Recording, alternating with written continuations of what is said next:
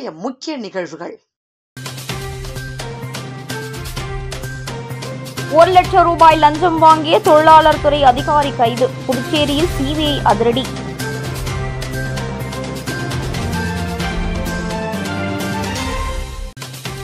புதுச்சேரியில் மழை, மாணவர்கள் பொதுமக்கள் பாதிப்பு. புதுச்சேரியில் காலை முதல் பெய்து வரும் மழையால் மாணவர்கள், பணிக்கு செல்பவர்கள், சாலையோர வியாபாரிகள் சிரமத்திற்கு உள்ளாகினர். மேலும் மழையால் புதுச்சேரியில் குளிர்ச்சியான சூழல் நிலவி வருகிறது.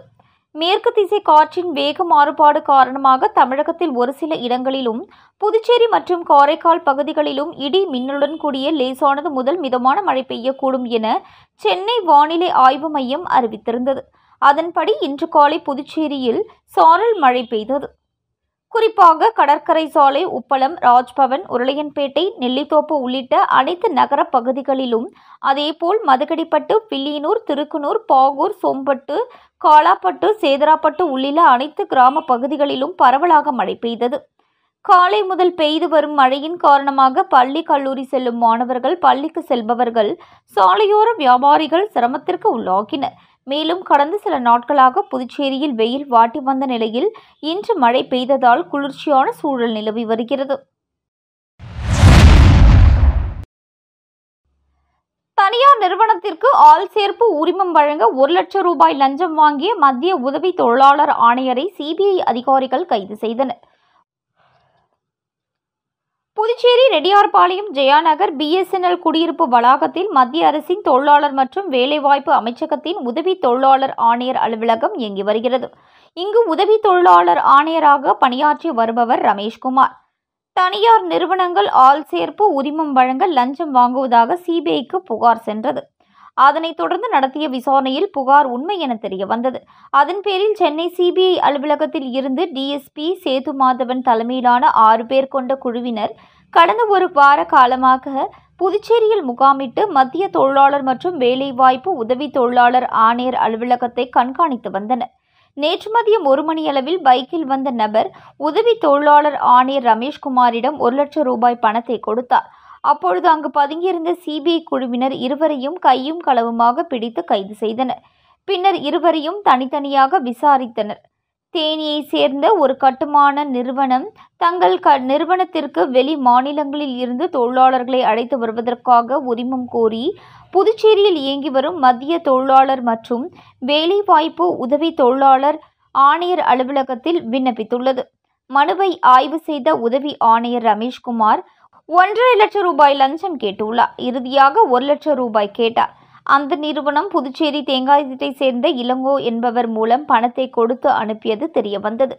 அதனைத் தொடர்ந்து சிபிஐ அதிகாரிகள் அதே ஜெயாநகர் 4வது குறுக்கு தெருவில் உள்ள உதவி ஆணையர் ரமேஷ்குமார் வீட்டில் 3 மணி நேரம் சோதனை நடத்தினர்.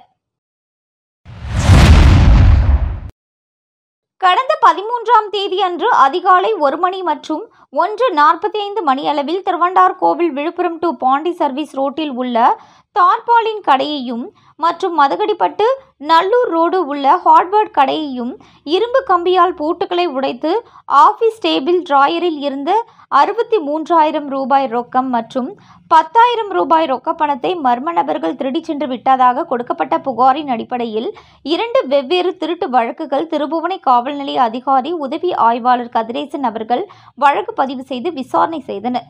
புதுச்சேரி முதுநிலை காவல் கண்காணிப்பாளர் கலைவாணன் IPS அவர்கள் மற்றும் மேற்குப்புறம் காவல் கண்காணிப்பாளர் வம்சித ரெட்டி அவர்களின் உத்தரவின் பேரில் நெட்டப்பாக்கம் காவல் வட்ட ஆய்வாளர் கீர்த்திவர்மன் மேற்பார்வையில் திருபுவனை காவல் நிலைய அதிகாரி உதவி ஆய்வாளர் கதிரேசன் தலைமையில் மேற்கு காவல் கண்காணிப்பு அலுவலக குற்றப்பிரிவு தலைமை காவலர்கள் முரளி, ரங்கராஜ், ரத்தினம், வரதராஜ் மற்றும் திருபுவனை காவல் நிலைய குற்றப்பிரிவு துணை உதவி ஆய்வாளர் அசோக், தலைமை காவலர் சத்தியமூர்த்தி தலைமையில் 2 தனிப்படைகள் அமைக்கப்பட்டு மதகடிப்பட்டு திருவண்டார்கோவில், கண்டமங்கலம், திருக்குனூர், வில்லியனூர், ரெட்டியார்பாளையம், லாஸ்பேட்டை போகும் வழிகளில் உள்ள CCTV கேமராக்களை ஆய்வு செய்ததில் அதில் பதிவான காட்சிகளை வைத்து சந்தேக நபர்களை தேடி வந்த நிலையில் 2 திருட்டு வழக்குகளிலும் சம்பந்தப்பட்ட 3 திருடர்கள் அடையாளம் காணப்பட்டு கண்காணித்து வந்த நிலையில் லாஸ்பேட்டை லெனின் நகர் சாமிப்பிள்ளை தோட்டத்தை சேர்ந்த சுப்பிரமணியன் மகன் 19 வயதுள்ள ஆகாஷ் என்கிற குஸ்கா சுனில் என்ற நபரை பிடித்து விசாரணை செய்ததில்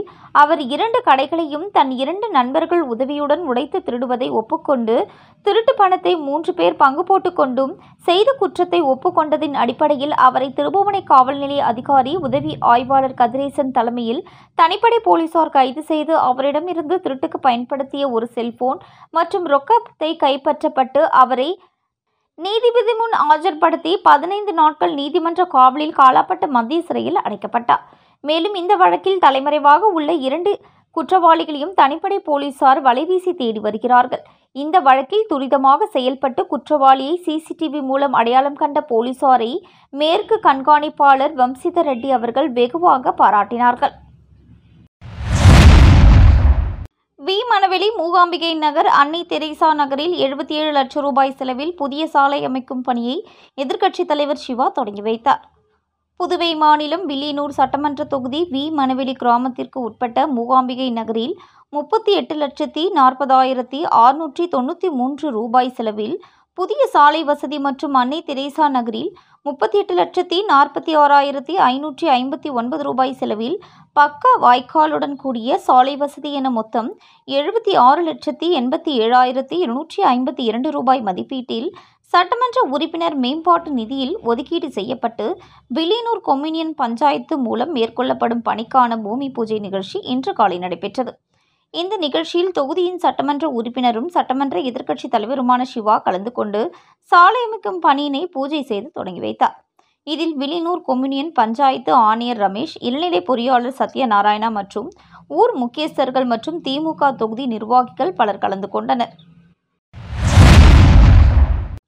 புதுச்சேரி குருமாம்பேட் பகுதியில் எழுந்தருளியுள்ள ஸ்ரீ யோகமாயா லலிதாம்பிகை ஸ்ரீ மகா சாம்ராஜ்ய லலிதாம்பிகை ஆலயத்தில் ஆவணி மாத அமாவாசையை முன்னிட்டு அம்மனுக்கு மகா அபிஷேகம் மற்றும் மகா தீபாராதனை நடைபெற்றது.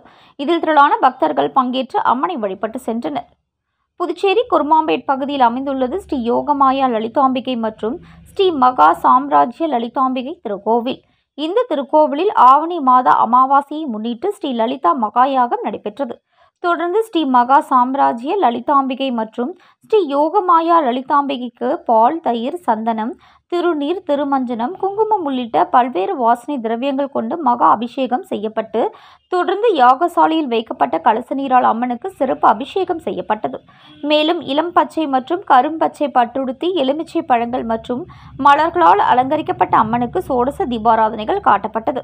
தொடர்ந்து ஸ்ரீ மகா சாம்ராஜ்ய லலிதா மற்றும் ஸ்ரீ யோகமாயா லலிதாம்பிகைக்கு சகசரநாமம் பாடப்பட்டு மகா தீபாராதனை காட்டப்பட்டது. இதில் பக்தர்கள் பலரும் கலந்து கொண்டு லலிதாம்பிகை அம்மனை வழிபட்டு சென்றனர். இதற்கான ஏற்பாடுகளை ஆலய நிர்வாகி மகேஸ்வர சுவாஸ்திரர்கள் மற்றும் பக்தர்கள் சிறப்பாக செய்திருந்தனர்.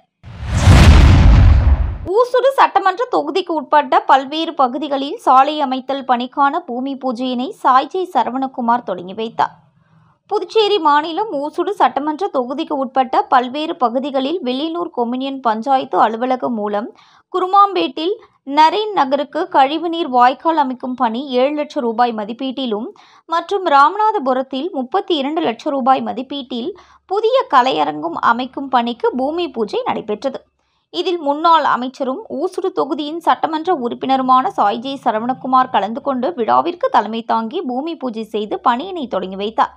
இந்நிகழ்ச்சியில் வில்லியனூர் கொம்யூனியன் பஞ்சாயத்து உதவி பொறியாளர் எலன் ஷர்மிளாநாதன், இளநிலை பொறியாளர் பிரதீப் குமார், சட்டமன்ற உறுப்பினரின் துணைவியார் அண்ணா பிரபாவதி, தொகுதி ஒருங்கிணைப்பாளர் சாய்ஜி தியாகராஜன், தொகுதி தலைவர் முத்தாலு முரளி, தொகுதி தலைவி மல்லிகா, இளைஞரணி உலகநாதன், சாலை மற்றும் குடிநீர் பொறுப்பாளர் கருணாகரன், கட்சி நிர்வாகிகள் தென்னரசு, மனோகர், பாலா, பந்தல் உள்ளிட்ட ஊர் முக்கியஸ்தர்கள், பாமக ரமேஷ், சீதாராமன் உட்பட பொதுமக்கள் திரளானோர் கலந்து கொண்டு விழாவினை சிறப்பித்தனர். புதுச்சேரியில் ராமானுஜ நாவலர் சுவாமிகள் மன்றம் சார்பில் 47ஆம் ஆண்டு வைணவ மாநாடு ஜெயராம் திருமண மண்டபத்தில் நடைபெற்றது. புதுச்சேரி ஜெயராம் திருமண நிலையத்தில் புதுவை ராமானுஜ நாவலர் சுவாமிகள் மன்றம் சார்பில் 47ஆம் ஆண்டு வைணவ மாநாடு நடைபெற்றது. முதல் நிகழ்ச்சி